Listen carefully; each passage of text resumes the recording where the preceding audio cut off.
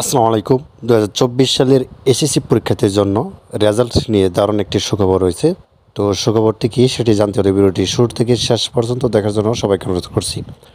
তো তোমরা ইতিমধ্যে জানো যে আগামী কয়েকদিনের মধ্যে কিন্তু তোমাদের এসএসসি ২০২৪ সালের রেজাল্ট পাবলিশ হবে এবং এই রেজাল্ট নিয়ে দারুণ একটি সুখবর তোমাদেরকে দিচ্ছি এবং বিভিন্ন তথ্য থেকেই আসলে এই সুখবরটি সংগ্রহ করা।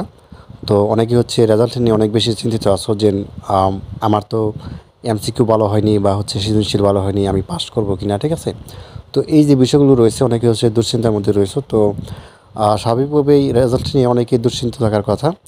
তো তোমাদেরকে যে সুখবরটি দিতে চাই সেটি হচ্ছে যে তোমরা জেনে খুশি হবে যে বেশ কয়েকজন যারা মূলত শিক্ষা বোর্ডের সাথে জড়িত এবং এবং একই সাথে যারা বোর্ডের খাতা দেখেন শিক্ষকরা, তো তাদের সাথে কথা বলে যেটি জানতে পারলাম যে ২০২৪ সালের এসএসসি পরীক্ষার রেজাল্ট অনেক ভালো হবে, অর্থাৎ গত বছরের তুলনায় ২০২৩-এর তুলনায় ২৪-এর রেজাল্ট ভালো হওয়ার সম্ভাবনা সবচেয়ে বেশি।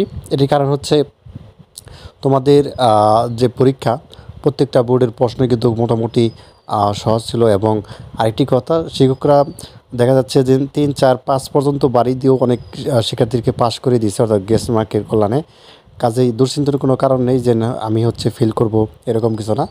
অর্থাৎ হয়তো বা তোমায় ১৫ পেয়েছো বা ১৬ পেয়েছো, তোমাকে ২, ৪ বা ৫, ৬ পর্যন্ত দিয়েও কিন্তু অনেক শিক্ষক পাস করে দিয়েছে, ঠিক আছে? তো এই ছিল। ধন্যবাদ সবাইকে। আল্লাহ হাফেজ।